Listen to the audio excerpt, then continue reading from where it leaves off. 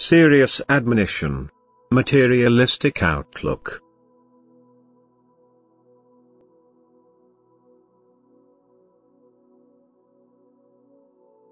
You humans only have eyes for the world, you only lust after earthly treasures, you aim to satisfy the appetites of your bodies, you only move in an area dominated by matter, but everything of a spiritual nature is silenced by you.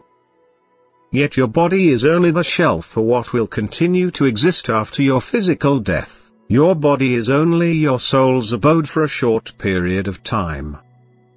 It is the soul which should accomplish maturity through earthly life, but because of your materialistic attitude you let it starve, and thus it will enter the spiritual kingdom in a wretched condition. The physical world is the kingdom of the banished spirits. Although you live on it as human beings too, it is nevertheless your last stage before your entrance into the spiritual kingdom.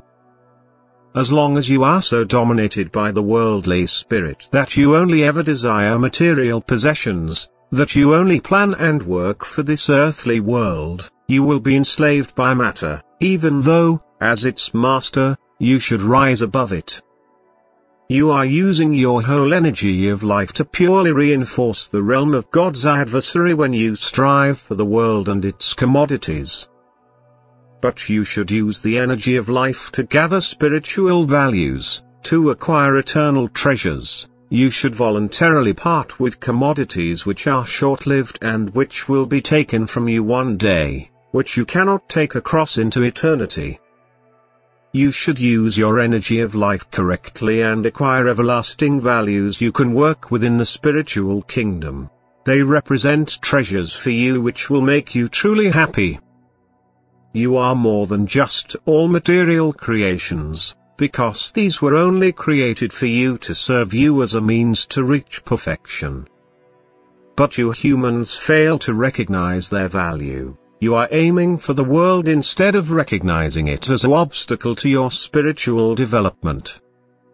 You serve matter rather than let matter serve you. You allow yourselves to be controlled by it and become its slaves. And that means that you are preparing your soul's death, that it will be surrounded by a thick cover when it enters the kingdom of the beyond, so that no ray of light can get through this cover.